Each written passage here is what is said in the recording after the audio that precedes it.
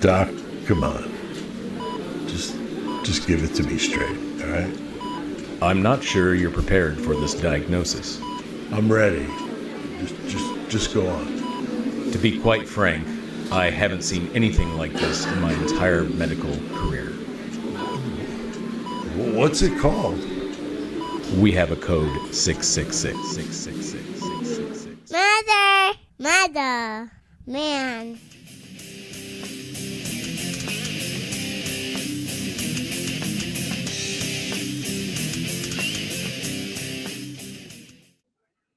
Welcome back. I got another episode of 666 Seconds of Murder for you. And let me know what you think of this new intro. And you got a kick out of me the first time. That was my grandson that you just heard at 2 years old. It's been about 7 years ago, but we used that for the podcast. And so I thought I would try it here on the channel. Now, you guys know the deal. This video will be less than 666 seconds or 11 minutes and 6 seconds, or it's free. Okay, nice and simple, but I'll be ripping through the information. So hang on for a true crime white knuckle ride. Today, I'm wearing a shirt inspired by the TV show Better Call Saul. Definitely love that show. I've mentioned it quite a few times. Real quick, take a moment to like the video. And if you're not a subscriber, please think about doing that before you go. And leave a comment below. Let us know what you think about it. And love to get your 2 cents in the situation. Now, I'm sure many of you following the case of the Idaho 4 have heard the latest and greatest since the infamous 911 call was finally released. I mean, why did they seal it in the first place? I mean, my guess is to just cut down on the time the web sleuths could pick it apart for the fakery that it is. I mean, I know I'm not alone in that idea. Many of you have said the same thing, and many of the other creators as well. I don't see it as being real. I mean, I do audio editing and have done it for 30 years, and there's a lot you could do with it. And I just think that's just all of it sounds fake to me. So now, no sirens. That's a big red flag. Lots of fake crying. I mean, anybody that's ever had a teenage girl could identify a girl fake crying at that age within moments. Okay? No mention of blood or the smell or any of that. And the sequence of events appears to be completely askew.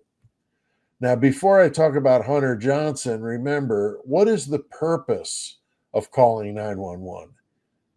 Is it to establish an alibi? No, it's not. Is it to summon help? Yes. Whether it be the police, an ambulance, or both, simple fire, simple as that.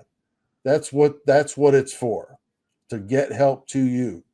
Or at least in the real world, that's how it works. Now, Moscow, Idaho, which, as I've said before, is like Twin Peaks, Children of the Corn, and The Sopranos all rolled up into one big, lovable dumpster fire. Okay.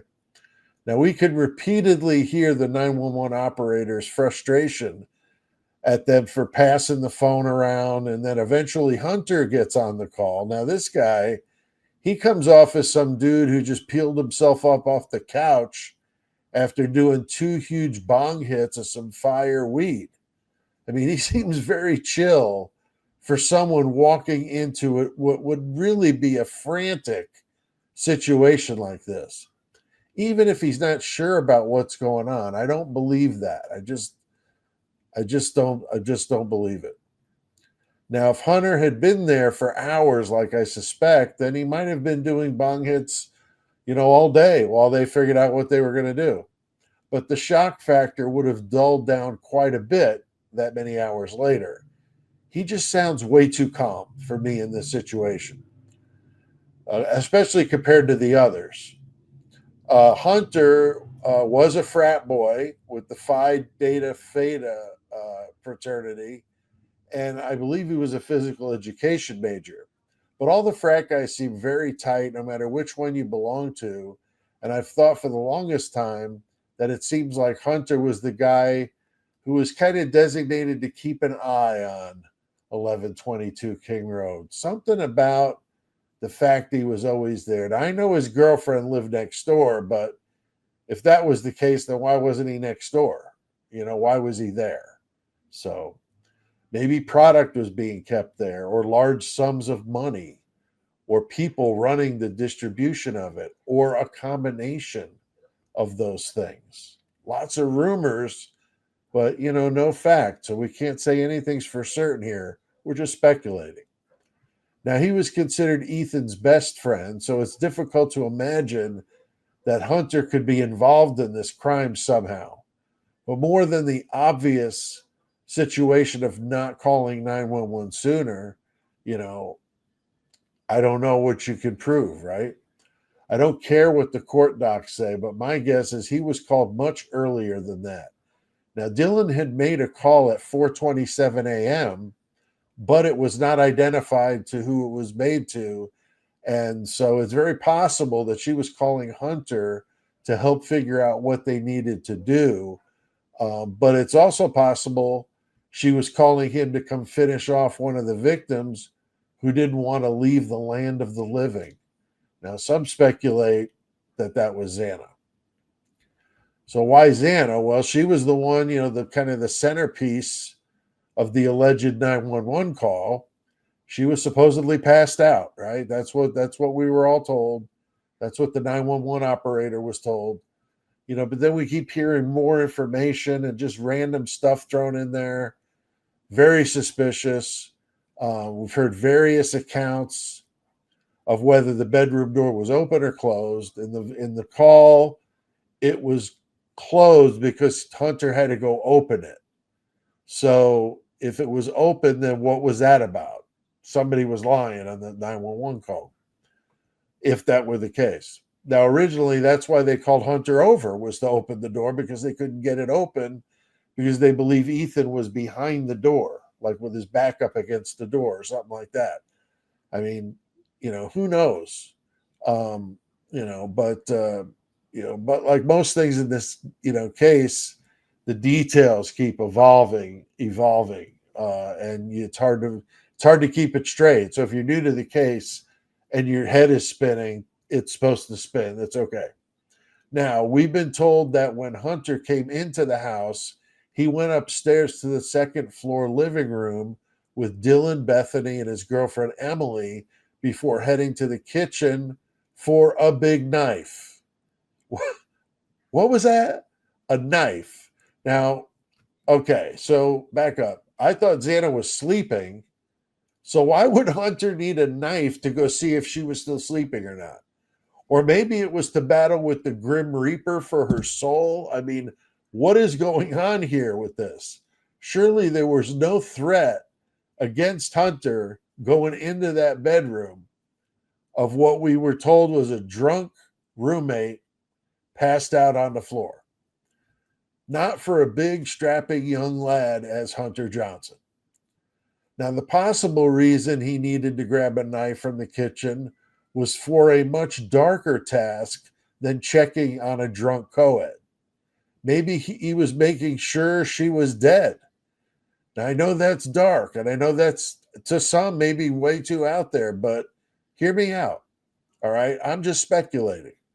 Was she hanging on all this time as these people sat there and waited and went on Instagram and Snapchat and calling mom and dad and calling other numbers that weren't identified? I mean, all that was going on while he could have supposedly been barely alive through that whole thing. I mean, how horrible would that be? How horrible is that? Makes this even more heinous. And the whispering on the phone while the call's going on is very strange.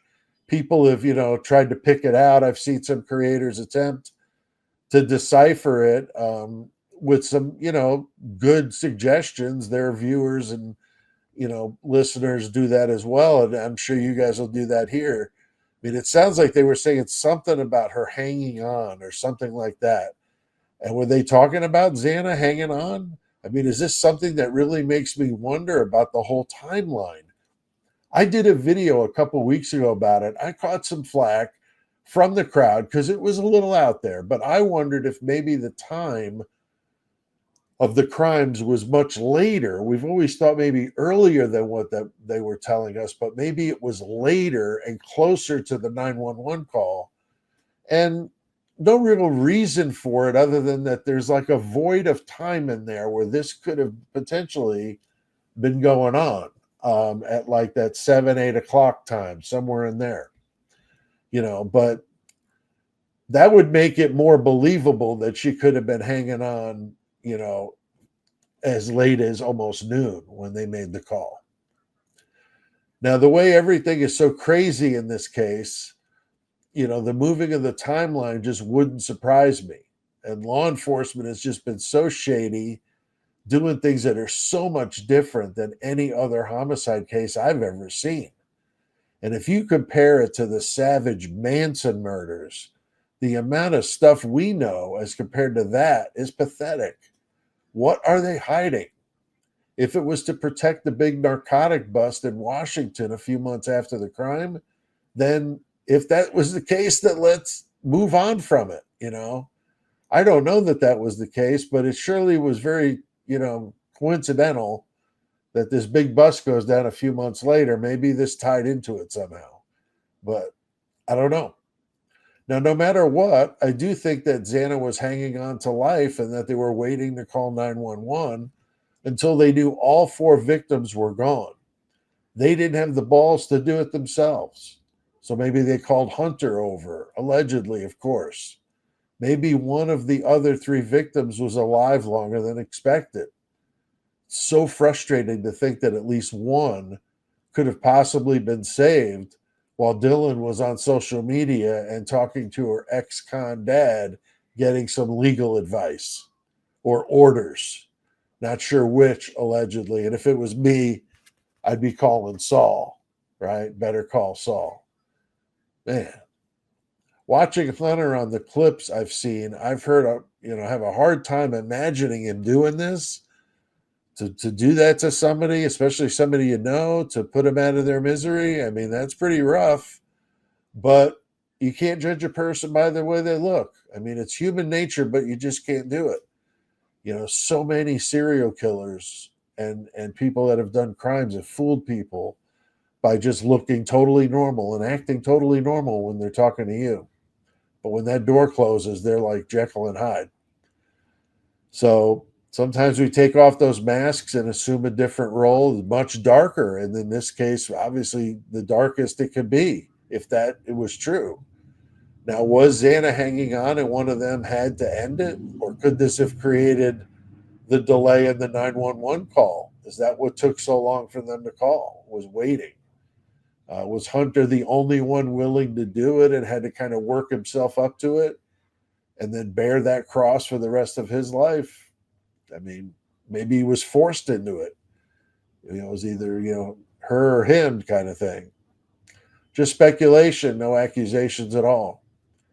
Now, it's unlikely anything like that would come out unless we get someone to step up and do the right thing and tell the story, maybe for immunity or some sort of deal.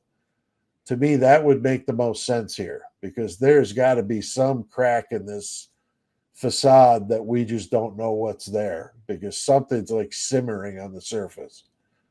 But I don't see it happening.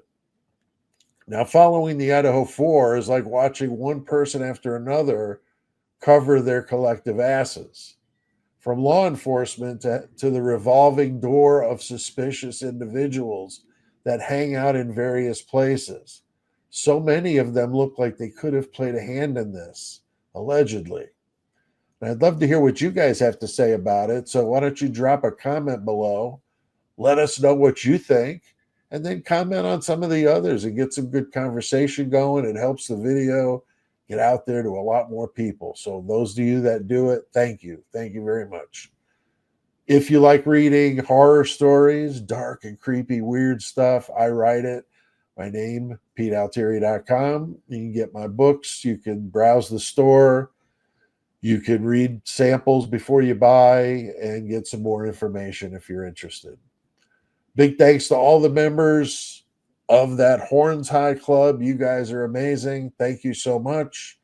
I appreciate everybody, though, that watches these videos. You guys are awesome as well. There's a link in the episode description if you're interested in joining the Horns High Club. It's just $1.99 a month. Don't miss my next live on the Idaho 4 case. It's going to be Sunday, May 18th at 4 p.m. Central. My lives go 90 minutes or less, so no 4-hour live or anything like that. I had to work it in around the Yankee schedule. Don't miss it. We always have fun in a back and forth format, but, the Yankees games, I had to work it around what the best day would do, and Sunday was it. So we'll see you then. Please don't forget to hit that like button, subscribe if you like what I do, and drop a comment below, and I'll see you next time.